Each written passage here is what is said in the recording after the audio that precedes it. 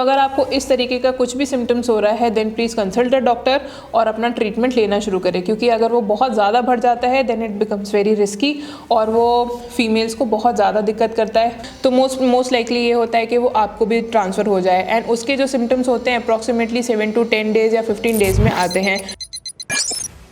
Hi guys, welcome back to my channel. मैं हूं आपकी दोस्त गरिमा और आज मैं लेकर आई हूं आपके लिए काफ़ी ज़्यादा इन्फॉर्मेटिव और यूज़फुल वीडियो। आज इस वीडियो में मैं बताऊंगी कि सेक्स करने के बाद में इचिंग, जलन, खुजली या फिर रेडनेस और बर्निंग जैसी सेंसेशंस क्यों होती हैं, क्या उनके रीजंस हैं एंड क्या हम कर सकते हैं जिससे कि ऐसी चीज़ों को हम अवॉइड कर सकते हैं। So without wasting any time let's get started.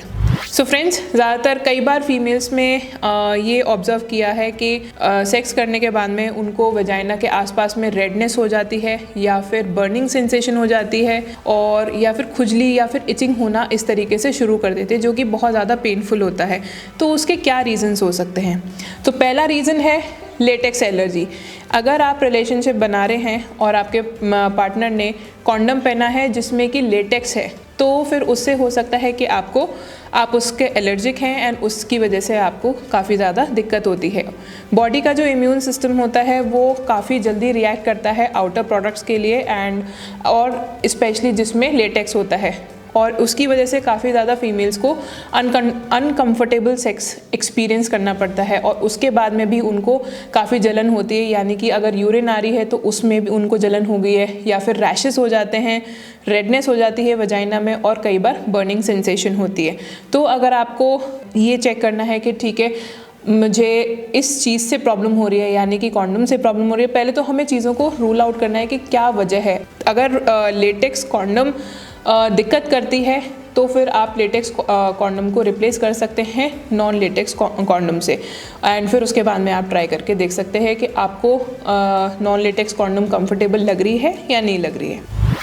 दूसरा रीज़न है आउटर ल्यूब्रिकेंट्स, यानी कि बाहर से जैसे हम ल्यूब्रिकेंट्स लगाते, कई बार होता है कि people want to have passionate love, they want to have passionate sex, तो उसमें क्या करते हैं कई बार लोग है ना ऑयल भी यूज़ कर लेते हैं और जिनमें वाटर बेस्ड ल्यूब्स का इस्तेमाल नहीं करते हैं, जबकि वजाइना के लिए वाटर बेस्ड ल्यूब्स जो होते हैं वो काफ़ी अच्छे होते हैं। बट स्टिल कई बार होता है कि फ़ीमेल्स को वो सारी चीज़ें भी नहीं सूटेबल लगती, कंफर्टेबल लगती और उनकी वजह से उनको दिक्कत होनी शुरू हो जाती है। यानी कि कई बार रैशेस हो जाते हैं बहुत बुरी तरीके से, रेडनेस हो जाती है, बर्निंग सेंसेशन हो जाती है and it can also lead to UTI, urinary tract infection भी हो जाता है। कई बार होता है कि लोग जो होते हैं वो ऑयल्स भी यूज़ करते हैं। नॉर्मली कई बार मैंने लोगों को देखा है कि वो कोकोनट ऑयल भी यूज़ कर लेते हैं, which is very wrong. Body का जो पीएच है, आपका वजाइना का जो पीएच है और ऑयल का पीएच है, दोनों में काफ़ी ज़्यादा डिफरेंस है। दोनों में इतना इम्बैलेंस होने की वजह से बॉडी उसको एक्सेप्ट नहीं कर पाती है। इसकी वजह से क्या होता है, ये सारी चीज़ें प्रॉब्लम होनी शुरू हो जाती हैं। कई बार इतना ज़्यादा बढ़ जाता है कि इन्फेक्शन कॉज हो जाता है एंड उसकी वजह से फिर then you have to get treated.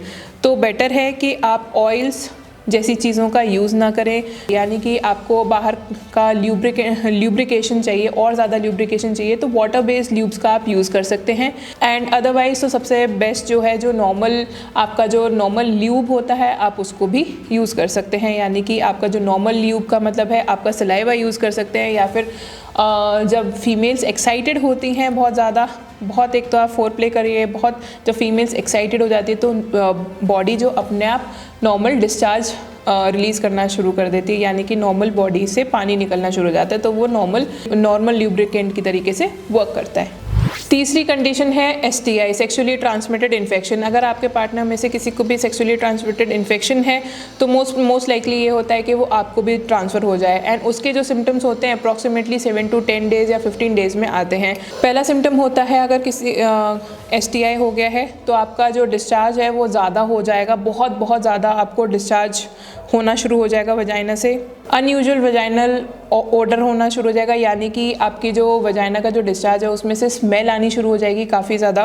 तीसरा चीज़ है कि जब आप यूरिन पास करेंगे तो उसमें आपको पेन आएगा, पेनफुल यूरिनेशन होगा सेक्स करते समय, या फिर उसके बाद में फीवर एंड चिल्स भी हो सकते हैं। अगर एसटीआई हो गया है तो फिर आपको सोरनेस हो जाएगी पूरी वजाइना में और उसमें काफ़ी ज़्यादा इचिंग भी हो सकती है। कई बार होता है एसटीआई जो होता है यूजुअली सिम्टम्स नहीं देता, उसके जो सिम्टम्स होते हैं वो कुछ दिनों के बाद में ही आते हैं एंड ये सारे जो सिम्टम्स हैं वो STI से थोड़े से रिलेट करते हैं। अगर आपको इस तरीके का कुछ एक्सपीरियंस होता है तो तुरंत डॉक्टर से मिलिए, उनको कंसल्ट कीजिए एंड तुरंत से ट्रीटमेंट स्टार्ट कीजिए।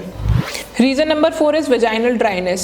वजाइनल ड्राइनेस भी एक सबसे बड़ा रीज़न है जिसकी वजह से अगर आपने सेक्स कर लिया, आपने पार्टनर को बताया नहीं कि मैं कम्प्लीटली वेट हूँ या नहीं हूँ, आपने इस तरीके का कुछ एक्सप्रेस नहीं किया और आपने इंटरकोर्स कर लिया है और उस समय किया है कि आपकी वजाइना बहुत ज़्यादा ड्राई है, या फिर अगर ल्यूब्स का भी यूज़ किया जा रहा है तो भी आपकी वजाइना ड्राई हो रही है, किसी भी रीज़न से ड्राई हो रही है, तो उसमें भी आपको सोरनेस हो जाएगी, पेनफुल यूरिनेशन होगा। कई बार होता है कि वजाइना के आसपास में कट्स भी लग जाते हैं, रेडनेस हो जाती है और बर्निंग सेंसेशन होना शुरू हो जाता है। वजाइनल ड्राइनेस यूजुअली तभी होती है जब बॉडी जो है हार्मोनल चेंजेस को एक्सपीरियंस कर रही होती है, या फिर किसी ने बर्थ कंट्रोल रही है तब मीनोपॉज हो रहा है, देन आप एक्सपीरियंस कर सकते हैं वजाइनल ड्राइनेस, या फिर कोई मदर लैक्टेटिंग मदर है, लैक्टेशनल मतलब बच्चे को फीड कर रही है, ब्रेस्ट फीडिंग हो रही है, तब वजाइना में ड्राइनेस होती है, या फिर किसी फीमेल की कीमोथेरेपी हो चुकी है, देन उस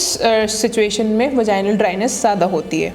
बहुत कॉमनली वजाइनल ड्राइनेस तब भी होती है जब अगर आप कुछ सेंटेड चीज़ें यूज़ कर रहे हैं, यानी कि फ्रेगरेंस जिसमें बहुत आता है, फ्रेगरेंस वाले सोप्स यूज़ कर रहे हैं और उसको जेनाइटल्स के आसपास में लगाकर और अपनी वजाइना को क्लीन रखने की कोशिश कर रहे हैं। सबसे बड़ी गलत और ये प्रैक्टिस है, क्योंकि ये आपको ड्राई कर देता है आपकी वजाइना और साथ साथ में आपकी वजाइना में रेडनेस आ जाती है, सोरनेस हो जाती है, कई बार ब्लिस्टर्स भी हो जाते हैं और बर्निंग सेंसेशन भी आपको होना शुरू हो जाता है। एंड बहुत ज़्यादा अगर किसी को हो गया तो फिर UTI यूरिनरी ट्रैक्ट इन्फेक्शन भी रिपीटेडली होना शुरू हो जाता है। Reason number 5 is vaginal infection. कई बार होता है कि इंटरकोर्स की वजह से आपकी बॉडी का जो pH है और वजाइना का जो pH है उसमें इम्बैलेंस क्रिएट होता है, उसकी वजह से इन्फेक्शन हो जाता है, बैक्टीरियल इन्फेक्शन हो जाता है, यीस्ट इन्फेक्शन या फंगल इन्फेक्शन इस तरीके से हो जाता है। उससे क्या होता है कि आपको बर्निंग सेंसेशन होनी शुरू हो जाती है, आपको पेनफुल यूरिनेशन होता है। तो अगर आपको इस तरीके का कुछ भी सिम्टम्स हो रहा है then please consult the doctor और अपना ट्रीटमेंट लेना शुरू करें, क्योंकि अगर वो बहुत ज़्यादा बढ़ जाता है then it becomes very risky और वो फीमेल्स को बहुत ज़्यादा दिक्कत करता है। फीवर बहुत, जब वजाइनल इन्फेक्शन UTI बहुत ज़्यादा बढ़ जाता है तब फीमेल को फीवर, चिल्स इस तरीके की चीज़ें भी होनी शुरू हो जाती हैं। सो फ्रेंड्स, ये कुछ चीज़ें थी जिनकी वजह से हमें बर्निंग सेंसेशन होती है, इचिंग होती है, रेडनेस, सोरनेस इस तरीके से होती है हमें वजाइना में, और कई बार होता है कि हमें रेपिटेटिव UTI भी होना शुरू हो जाता है इन कारणों की वजह से। तो सबसे ज़्यादा इम्पॉर्टेंट है कि हम इन चीज़ों को अवॉइड करें जो मैंने आपके साथ में डिस्कस किया है। दूसरी चीज़, अब हम बात करने जा रहे हैं प्रिवेंशन, कि हम ऐसी चीज़ों को किस तरीके से अवॉइड कर सकते हैं। तो पहली चीज़ जो मैंने आपको पहले भी बताई है, नॉन लेटेक्स कॉन्डम को आप यूज़ करिए, देन फिर उसके बाद में देखिए कि आपको फिर प्रॉब्लम हो रही है या नहीं हो रही है। वाटर बेस्ड लुब्रिकेंट्स का यूज़ करें। अगर आपको बाहर नेचुरल लूब इतना ज़्यादा नहीं हो रहा है या ड्राइनेस हो रही है तो फिर आप और सेक्स को भी इंजॉय करना है तो फिर आप वाटर बेस्ड ल्यूब्स को अच्छे ब्रांड्स का यूज़ करें। Point number 3, vaginal deodorant, spray, इन सारी चीज़ों का बिल्कुल इस्तेमाल ना करें।